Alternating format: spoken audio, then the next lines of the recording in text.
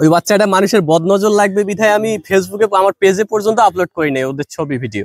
আসলে কাকে বিশ্বাস করবেন, একটা স্যুট বুট পরা ভদ্রলোককে নাকি পাঞ্জাবি টুপি পরা লেবাসধারী ইমানদার ব্যক্তিকে? আমার উপস্থিতিতেই আমার বাসা থেকে আমার পাখির বাচ্চা চুরি করে নিয়ে গেল। আর পাখিটা কে চুরি করে নিয়ে গেল এবং কিভাবে চুরি করলো সেটা জানলে আপনারা চমকে যাবেন। তো আপনারা জানেন আমার বাসাটা মেইন শহরের, মানে শহরে বলতে আমার বাজারের পাশেই আর কি, রোডের সাইডে আমার বাসাটা। তো আমার ফার্মটাও কিন্তু একবারে রাস্তার পাশেই, যার ফলে দেখা যাচ্ছে পাখির আওয়াজে অনেকেই দেখতে আসে। দর্শনার্থী দেখার জন্য অবশ্য গ্রিলটাও আমি, মানে রাস্তার পাশে গ্রিলটাও আমি বড় সাইজ করে দিছি, যাতে মানুষের দেখার সুবিধা হয় আর কি। তো তারপরেও কিছু মানুষ আর কি খুব রিকোয়েস্ট করে ভিতরে যাওয়ার জন্য বা বাসার ভিতরে আসার জন্য। সবাইকে তো না বলা যায় না, তো কিছু মানুষকে নিয়ে আসি দেখার জন্য। বরাবরের মতো কালকে একজন আসছিল সকালে, খুব সকালবেলা। আমি ঘুম থেকে উঠে দেখে বসে আছে একটা 10-12 বছরের মাদ্রাসা ছাত্র। তো আমার ওয়াইফ ওকে বসার জন্য চেয়ার দিছে, যেহেতু মাদ্রাসার একটা ছাত্র, ছোট বাচ্চা মাদ্রাসা ছাত্র বিধায় ও নাকি আমার কাছে পাখি নিতে আসছে, দেখতেও আসছে। তো আমি রুম খুলে দেখাইলাম পাখিগুলা। তো দেখানোর মাঝখানেই আরেকজন চলে আসে, আমার এক ফলোয়ার চলে আসে। উনি লাভ বার্ডস এর জন্য আসছিল, লাভ বার্ডস বুকিং করছিল, তো ওটা নেয়ার জন্য আসছিল। তো ওনাকে পাখি দিচ্ছি, প্লাস এদিকে আরেক সাইডে দেখাচ্ছি। এর মধ্যেই আবার ও বক্স খুলতেছিল, ছোট বাচ্চাটা। তো বক্স যখন খুলতেছিল, তো আমি বললাম বক্স কেন খুলতেছো?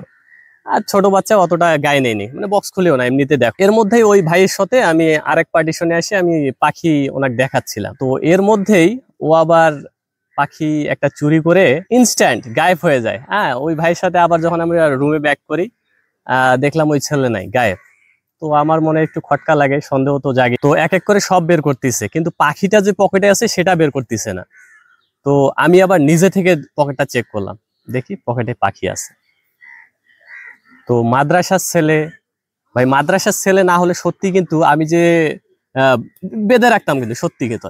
হ্যাঁ, পাখি জিনিসটা আমার ভাই এমন একটা, ওটা অনেক পরিশ্রমের একটা ফসল। হ্যাঁ, এত ইজি না। এক্সিবিশন ইংলিশ টিসিবির বাচ্চা অনেক শখ করে পরিশ্রম করে বের করছি। ওই বাচ্চাটা মানুষের বদনজর লাগবে বিধায় আমি ফেসবুকে আমার পেজে পর্যন্ত আপলোড করি নাই ওদের ছবি ভিডিও।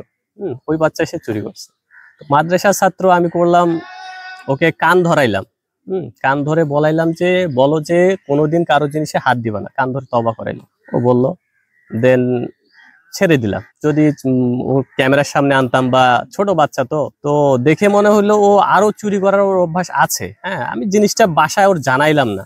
ছোট বাচ্চা, এক সময় ও নিজে বুঝতে পারবে, হয়তোবা কোনো জায়গায় আটকে গেলে তখন বুঝতে পারবে বিষয়টা কি। হয়তো আমার হাতে পড়ছে পাখি রিলেটেড বিষয়ে, বিধায় ওকে মাফ করে দিছি। আসলে কাকে বিশ্বাস করবেন, একটা স্যুট বুট পরা ভদ্রলোককে নাকি পাঞ্জাবি টুপি পরা লেবাসধারী ইমানদার ব্যক্তিকে? তো এই মেসেজটা দেওয়ার একটাই কারণ, আপনাদের পোশাক দেখে কাউকে আসলে জাজ করবেন না, সবাইকে অন্ধবিশ্বাস করবেন না আর কি।